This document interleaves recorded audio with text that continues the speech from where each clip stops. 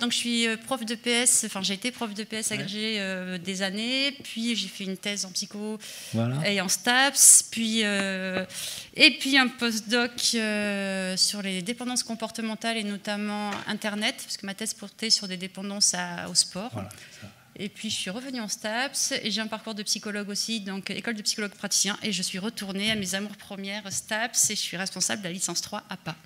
Bon, tout ça fait un parcours... Oh, et où ? À Nanterre. À Nanterre, revenu à Nanterre. Mes amours très premières. Bien. Donc je vois qu'il y a tout le parcours qui va nous permettre que vous nous expliquiez l'identification des liens et freins motivationnels pour l'activité sportive. Alors ça nous intéresse aussi beaucoup. Oui, alors Guillaume, tu te trouvais décalé, mais alors moi super décalé, parce que donc moi j'ai parlé de psycho et d'activité physique et pas de physio et sport comme c'était indiqué au dehors. Mais voilà, mais il y aura des points communs et des transferts qu'on va pouvoir faire sur les différents publics et les différents secteurs. Donc je voulais vous remercier de m'avoir invité à parler de leviers et de freins motivationnels et ce qui est un vrai défi en si peu de temps. Donc ma présentation en fait ne va pas non plus vous permettre de connaître les leviers et freins, je suis vraiment désolée, mais qu'est-ce qu'on en fait quand on connaît les leviers et freins? Donc vous donner les leviers et freins, je vais le faire à travers 3 études qui me paraissaient intéressantes. La première étude, en fait, les 3 premières études sont des études transversales qui nous permettent de décrire quels sont les différents leviers et freins à l'activité physique de façon générale. Donc la première étude, pour être très honnête, je ne la connaissais pas. J'ai regardé hier le dernier article sorti sur barrières et leviers de l'activité physique. Et c'était assez intéressant. Donc c'est une étude qui a été faite par Madame Gagnon sur les personnes qui avaient eu un AVC et quelles étaient les barrières et les freins à cette pratique. Et c'est intéressant parce qu'elle fait comme beaucoup d'études jusqu'alors, elle décrit une série de barrières, une série de leviers. Dans ces barrières, on a une action spécifique à la pathologie, puis on en a des très génériques qu'on va retrouver à travers différentes pathologies, mais en population générale aussi, s'il y en a qui pourraient peut-être s'identifier aussi là-dedans. Et puis dans les leviers motivationnels, c'est pareil, on a des spécifiques et des très génériques, et ça on peut les mesurer grâce à des échelles, et il y a moult échelles dans la littérature. Mais moi ce qui m'intéresse, c'est pas tant de savoir cette liste-là. Alors, il y en a sur lesquels on ne peut absolument pas intervenir, ou pas tous, en tout cas pas les enseignants d'APA sur le coût, par exemple, que représente une activité physique, ou sur la météo. Moi, ce qui m'intéresse, c'est une fois qu'on les a identifiés, qu'est-ce qu'on en fait? Et souvent, dans les articles, ce qu'on nous dit, c'est en fait, il faudrait reconsidérer l'accessibilité, la sécurité, améliorer la condition physique, et donc on est tous d'accord, mais finalement, ça ne fait pas avancer le schmilblick. Donc, je vous présente une deuxième étude qui est plus une méta-analyse qui a été faite sur des patients obèses. Donc, il y a eu au départ, les auteurs ont analysé 5899 papiers, ils en gardent 27 sur des études qualitatives et quantitatives, mixtes, et ils ressortent 8000 personnes qui rentrent dans dans leur méta-analyse, et c'est de 46 ans en moyenne. Et c'est assez intéressant parce que les barrières à l'activité physique sont classiquement regroupées en différentes dimensions, différents facteurs. Donc on a des facteurs socio-écologiques ou environnementaux, des facteurs psychologiques et des barrières physiologiques. Et ça, à nouveau, c'est assez classique. Mais ils font une approche qui est intéressante. C'est qu'ils vont lister les barrières de la plus importante à la moins importante. Donc ça nous donne un indicateur sur qu'est-ce qu'on pourrait bouger en fait pour permettre aux personnes de faire de l'activité physique. Sauf que ça, c'est l'échelle qui nous le donne et peut-être que les personnes ne peuvent pas bouger, par exemple, le manque de discipline ou la motivation et que ça ne les intéresse pas. Et donc ça serait bien de négocier ou de voir avec la personne en tant qu'entraîneur ou en tant que prof d'APA ou enseignant quel frein on pourrait bouger en premier. Et donc faire participer la personne au choix des freins qu'on voudrait lever.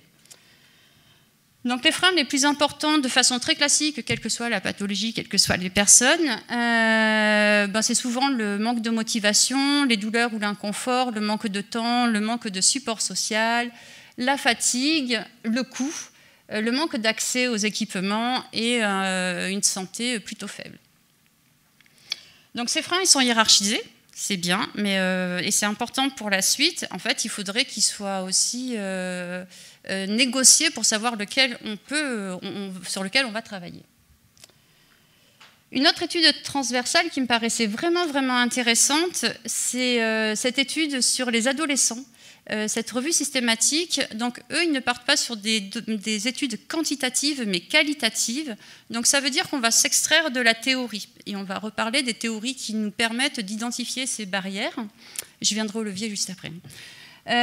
Donc pareil, des thèmes ou des dimensions avec des sous-thèmes que vous pouvez identifier facilement, et on a tout le temps les mêmes leviers ou freins. Et eux, ce qui est intéressant dans leur présentation, c'est qu'ils ne font pas la distinction levier et frein. Une même variable peut être et levier et frein, selon les personnes. Donc, dans cette étude-là, où de mémoire, ils ont analysé 27 études. Pardon. Dans cette étude-là, en fait, il ressortent que les barrières les plus importantes pour les adolescents, c'est les habiletés physiques et motrices, c'est le temps et les facteurs environnementaux qui sont les plus et significativement les plus reportés. Et les facilitateurs sont le plaisir. Et puis dans Youth Agency, en fait, il faut entendre tout ce qui est autonomie, liberté de choix de ces activités. Donc quand les ados sont autonomes et laissés autonomes dans leurs activités, ou qu'on leur donne les moyens d'être autonomes et qu'ils peuvent choisir et qu'ils peuvent discuter, du coup, ça devient, c'est un facilitateur pour eux. Donc cette étude, en fait, était vraiment intéressante parce que non seulement elle va donner je vous remets juste là, elle va donner les facilitateurs, elle va montrer que une barrière peut être à la fois, une variable peut être à la fois barrière et levier, mais aussi il donne des pistes. Et quand j'ai lu les pistes la première fois, je me suis dit, mais en fait, c'est évident, c'est évident, puis en y revenant dessus, c'est pas si évident que ça. Ce que ça nous dit, ces pistes, c'est que pour promouvoir plus efficacement les connaissances relatives à l'activité physique, les enseignants doivent être mieux préparés et éviter les approches et les conceptions simplistes de l'activité physique. Alors oui, c'est évident, mais comment on fait? Nous, dans nos formations, comment on fait pour préparer des enseignants APA à comment on les prépare mieux et comment on les évite de proposer ces approches simplistes, en fait. Donc c'est évident, mais ce n'est pas si évident. Et à nouveau, on a quelque chose de très prescriptif, mais qui ne nous donne pas des billes, nous, pour prendre en charge les personnes, pour accompagner les personnes qu'on prend en charge. Les enseignants, donc vous pouvez mettre entraîneur ou ce que vous voulez à côté. Les enseignants doivent envisager des stratégies spécifiques pour améliorer la condition physique. Donc ça, je pense qu'à NAPA, on sait le faire, pour faciliter leur participation et être bénéfique pour leur santé. Mais à nouveau, spécifique et stratégie spécifique, nous, dans notre licence APA, on n'a pas de cours de pédagogie, par exemple. Moi, je l'ai fait en étant en éducation motricité pour devenir prof de PS, mais pas dans la filière APA. Enfin, on nous dit qu'il faut alimenter, encourager la motivation, l'efficacité personnelle et l'attitude des adolescents à l'égard de l'activité physique. Et est-ce que c'est vraiment le prof d'APA ou l'entraîneur qui est capable de faire ça, ou est-ce qu'il faut s'entourer d'un psychologue ou d'un autre professionnel qui va travailler avec nous et faire une approche plus systémique, en fait, et qui va nous aider à lever ces freins et améliorer ces leviers motivationnels. Deux autres implications, c'est il faut proposer un modèle pour impliquer les parents et les proches, pas que les parents. Comment on fait? Je ne sais pas si vous avez des idées, moi je suis hyper preneuse. Et puis, on sait que la préférence des filles et des garçons, c'est que les activités doivent être amusantes, inclusives, diversifiées, impliquant l'autonomie et le choix. Ça marche pour les ados et on retrouve ça aussi pour le public de façon générale. Donc ces barrières, ces freins et ces barrières-là, en fait, ces freins et ces leviers sont issus de modèles socio-cognitifs qui ont émergé dans les années 70.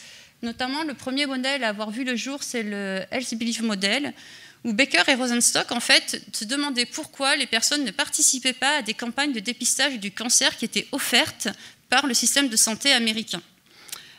Et donc, ils ont mis en place ce modèle. De ce modèle est arrivé différents modèles, la théorie de la protection de la motivation et la théorie de l'action raisonnée. Ce qui est intéressant, dans ces modèles, c'est qu'on retrouve les attitudes qu'on voyait tout à l'heure dans les leviers ou les barrières. On retrouve les relations, le soutien social ou pas, l'intention. On va trouver self-efficacy, c'est confiance en soi, auto-efficacité ou sentiment d'efficacité personnelle. En fait, on va retrouver nos barrières et nos leviers. Plus spécifiquement, la théorie du comportement planifié, c'est la théorie qui est la plus utilisée en psycho et activité physique pour expliquer, prédire et comprendre les comportements. Et cette théorie postule que pour prédire un comportement, il faut connaître les intentions. Donc si j'ai l'intention de boire, il y a de fortes chances que je boive. Si j'ai l'intention de courir, il y a de fortes chances que j'aille courir. Et ces intentions, alors c'est un facteur très motivationnel en fait, d'accord ? Et ces intentions sont elles-mêmes influencées par les attitudes qui ont une composante émotionnelle et qui ont une composante affective, et c'est l'évaluation que je fais du comportement en question, sont influencées par les normes subjectives avec deux composantes, ce que les personnes importantes pour moi font, donc les normes descriptives. J'aurais plus tendance à aller courir si mon mari court ou mes enfants courent, et des normes injonctives, ce que les personnes importantes pour moi me disent que je dois faire. Donc si je me sens encouragée, ou si elles me disent il faudrait que tu ailles courir, j'aurai plus de chances d'aller courir. Et enfin, le contrôle perçu du comportement, en fait, à nouveau deux composantes, sentiment d'efficacité personnelle ou confiance en soi, et puis de l'autre côté, les contraintes perçues, l'environnement, le coût, la météo, voilà, ma fatigue, etc., mon organisation familiale. Donc, est-ce que ces activités, est-ce que ce modèle-là est efficace? Est-ce qu'on peut prédire les comportements? Et si oui, ça veut dire que je vais pouvoir en effet travailler sur les attitudes, les normes sociales, sur les contraintes perçues et mettre en place des interventions pour diminuer ces leviers, ces freins ou augmenter les leviers. Donc STANMED, c'est une rare revue de littérature comme ça, donc fait une méta-analyse, garde dans sa méta-analyse 82 études. Ces 82 études détaillent 123 interventions. Donc une étude va proposer plusieurs interventions. Et c'est ça qui est rare en fait, en psycho en tout cas, et dans mon champ, c'est qu'ils vont lister les méthodes pour changer les comportements. Donc la persuasion, l'information, l'augmentation de compétences, la répétition de compétences, le modelage, la fixation des objectifs, la planification, l'encouragement, le self-monitoring, c'est quand on fait nous-mêmes nos activités, les récompenses financières et incitatives, la motivation, la prévention de la rechute et adressées à d'autres spécialistes. Ils les définissent et ils donnent des exemples. Globalement, en fait, en majorité, les interventions se portent sur l'information. On donne de l'information aux personnes pour leur dire qu'il faut qu'elles bougent leurs fesses. En fait, c'est un petit peu ça. D'accord ? Mais ça, on le sait qu'il faut manger 5 portions de fruits et légumes, on sait que fumer, c'est pas bon, on sait qu'il faut courir, on le sait, mais est-ce qu'on le fait ? Donc, est-ce que l'information est efficace? En fait, c'est ce qu'ils ont voulu savoir. Augmentation de compétences et persuasion. C'est les 3, plus planification, c'est les 4 stratégies les plus utilisées. Les études utilisent entre une méthode pour la majorité ou 2 méthodes, et on a une seule étude qui prend 7 méthodes. Donc, autant vous dire que les patients ils devaient être bien bordés, bien cadrés et avec un emploi du temps bien chargé. Et voilà, 1, 2, 3, 4, 5 méthodes. Et finalement, dans les résultats, on se rend compte que c'est efficace de proposer ces interventions, puisqu'il y a une taille de l'effet moyenne pour le changement de comportement de 0,5. Et il y a des tailles de l'effet allant de 0,14, donc plutôt faible, à 0,68, donc plutôt forte, sur les croyances, les attitudes, les normes, le contrôle du comportement perçu et l'intention. On se rend compte que les interventions qui ont le plus de poids ou d'efficacité, c'est les interventions qui sont faites en groupe et dans un milieu public, d'accord, contrairement en face-à-face et dans un milieu privé. Donc se pose la question de tout ce qui va être intervention à distance, en ligne, téléphone, application. Voilà, ça interroge aussi là-dessus, vers là où on tend quand même beaucoup. Et que, contrairement à la littérature, et notamment à l'article de Webb en 2010, là on trouve que c'est une seule méthode qui est beaucoup plus efficace que l'application de plusieurs méthodes sur les personnes. Okay, mais ça ne fait donc pas un consensus dans la littérature. Donc ça, c'est pour le premier type d'analyse très descriptive où on voit comment on peut changer les comportements. Un deuxième type d'études, c'est des études qui vont étudier les effets post-programme et 1 mois ou 2 mois après les programmes. Donc celles-ci, elles sont super rares. Elles sont super rares et Falquet, qui a travaillé avec des patients qui ont une schizophrénie, conclut dans sa méta-analyse qu'en fait, il faut vraiment travailler sur l'adhésion à long terme en mettant en œuvre des stratégies de motivation soutenue. Sans dire comment on les met en place, ces stratégies, mais c'est évident que quand je prends des patients avec une schizophrénie, ils font de l'activité physique. Quand moi, ils ont fini avec moi ma prise en charge, qu'est-ce qui se passe après? Hormis le fait qu'il n'y a pas de structure passerelle entre l'hôpital et les fédérations ou les clubs ou les associations. Mais qu'est-ce qui se passe? Parce que je suis dans de la réhabilitation, mais moi je voudrais qu'ils continuent à faire leur activité physique pour qu'ils ne rechutent pas, entre autres. Donc c'est Riquier, en 2021, avec Anne Villemain et Aurélie Verneuil, qui disent que c'est vraiment super rare ces études-là, et pour cause, c'est coûteux de faire des devis longitudinaux comme ça en psychologie avec des patients qui ont des problèmes psychiatriques, on a du mal à les retrouver.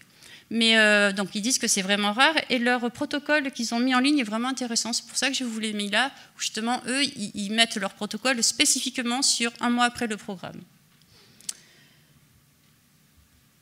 Un coup de cœur pour un article donc post-programme, et c'est l'article de Flora qui est un petit peu provocateur en fait, mais en même temps j'aime bien, enfin je fais de la psycho dans un truc physio et activité physique, sport, parce que plutôt que de dire que, ils vont étudier comme frein, non pas tous les freins qu'on étudie d'habitude, mais le comportement de l'enseignant ou du staff, en l'occurrence là du staff, et du prof d'APA. Et ils vont dire, mais peut-être que c'est la façon dont se comporte ou les stratégies que met en place le staff qui peuvent être un frein aussi à la pratique d'activité physique.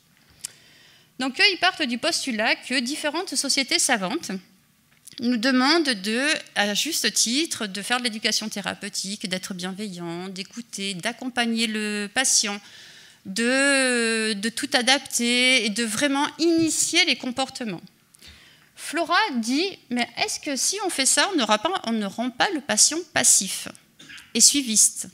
En quoi il va être acteur de ses apprentissages? Parce que si on veut qu'il continue après, c'est qu'il a bien appris quelque chose pendant nos interventions. Et je ne suis pas que dans ma casquette enseignante, là je suis dans ma casquette prof APA aussi. Moi, qu'est-ce que j'apprends aux filles qui ont une anorexie avec qui je travaille actuellement? Moi, je leur apprends à continuer à bien travailler leur posture, et quand elles font leurs abdos, leur crunch, qu'elles le fassent avec de bonnes postures pour pas qu'elles se blessent. Donc je suis vraiment dans des situations d'apprentissage et je ne veux pas qu'elles fassent ça juste pour me faire plaisir quand elles sont avec moi. Donc ils ont regardé les perceptions qu'avaient les patients sur la responsabilité de l'enseignant ou du staff, donc là sur le staff, sur leur poursuite de l'activité physique quand le programme était arrêté.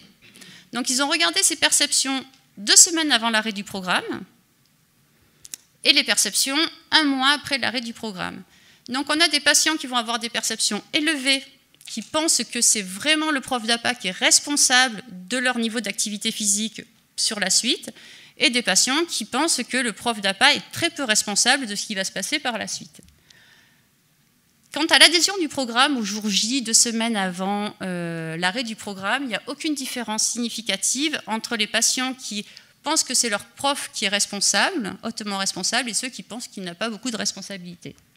1 mois après le programme, c'est assez intéressant, les participants qui ont une faible perception de la responsabilité des professionnels, donc qui ont bien compris que ça tenait qu'à eux de continuer, réalisent 2 fois plus d'activités physiques hebdomadaires que ceux qui perçoivent les professionnels comme majoritairement responsables de leur activité physique durant le programme de réadaptation. Donc, ils passent de 120 minutes à 60 minutes, ce qui est super intéressant et ce qui nous interroge finalement sur notre comportement. Les auteurs concluent que, bien sûr, c'est vraiment bien d'être gentil, attentionné, bienveillant, accompagné, faire de l'éducation thérapeutique, initier nous-mêmes les changements, etc. Mais c'est la base, en fait, parce qu'il faut qu'il y ait une alliance thérapeutique. Mais ils se demandent jusqu'où on va aller, et puis si on doit leur apprendre des choses, est-ce qu'à un moment donné, oui, des fois c'est moins agréable, et puis il va falloir responsabiliser et plus donner, mais faire apprendre. Et donc, dans ce cas-là, ils disent ce qui est vraiment important, c'est de développer le sentiment d'efficacité personnelle et la confiance en soi, et puis donner des billes à nos patients.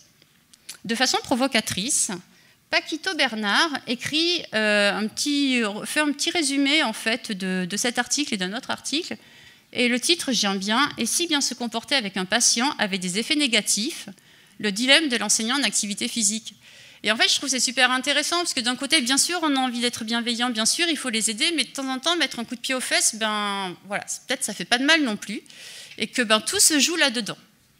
Enfin, je sais pas, on en discutera. Et en fait, et du coup, là, ma casquette de prof de PS se ressort, et là, je me dis, mais bien sûr, il faut les éduquer, il faut que c'est du sens, il faut mettre les personnes en projet et il faut qu'ils soient acteurs de leurs apprentissages. Moi, je suis un passeur, en fait, comme dit Michel Serres, je passe des savoirs et j'ai réussi mon taf quand finalement, ils ont acquis ces savoirs-là et ces connaissances et que les patients peuvent continuer et me survivre. C'est bien ça que je veux finalement. Pour conclure, donc, les facteurs des barrières, je n'en ai pas trop parlé, je ne vous ai pas listé parce qu'on retrouve toujours les mêmes. Et alors, je vais pouvoir vous donner toute la liste, si vous voulez, des facteurs et barrières. On peut les hiérarchiser.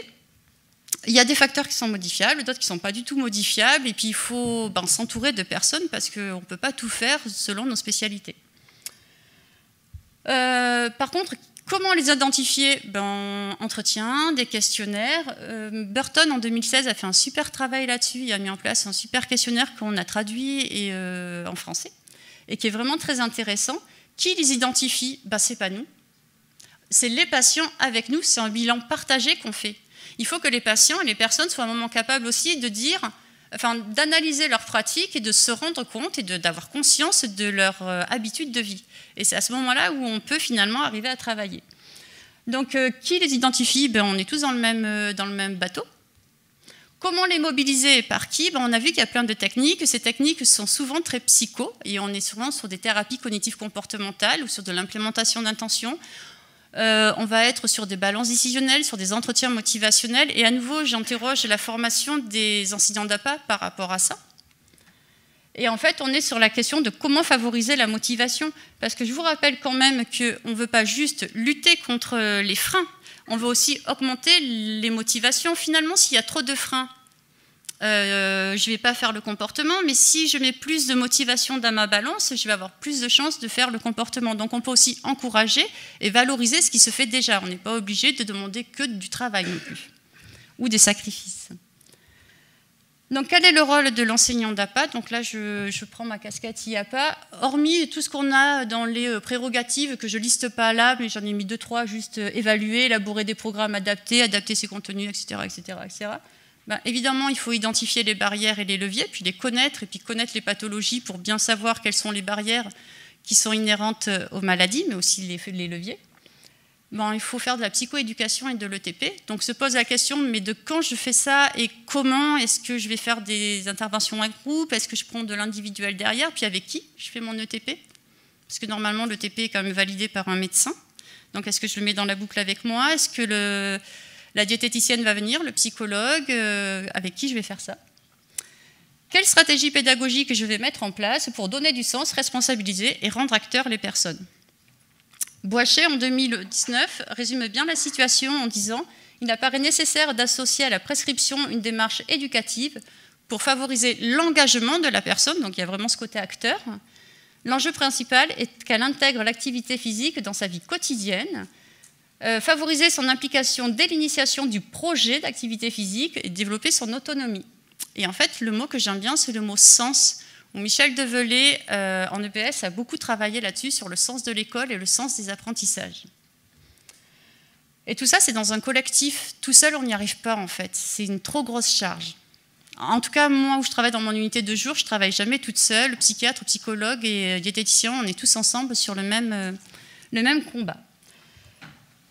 En fait, ça ressemble vraiment à ce qu'on fait en ETP, et j'ai bientôt terminé. On ne va pas faire un projet pour la personne, ou on ne va pas non plus regarder le projet de la personne, mais en fait, on va faire un projet avec la personne. Donc c'est là où elle est actrice, et c'est là où ça va avoir du sens. On fait un projet de vie avec elle pour qu'elle poursuive en fait l'activité physique derrière.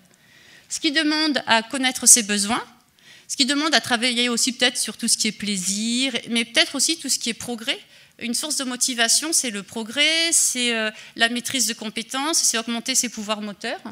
ce qui demande à avoir confiance et à améliorer l'alliance thérapeutique, et ce qui demande à travailler sur le transfert des apprentissages, c'est-à-dire que ce que je fais en cours, il faut que ce soit contextualisable dans une autre situation et dans ma situation de la vie quotidienne.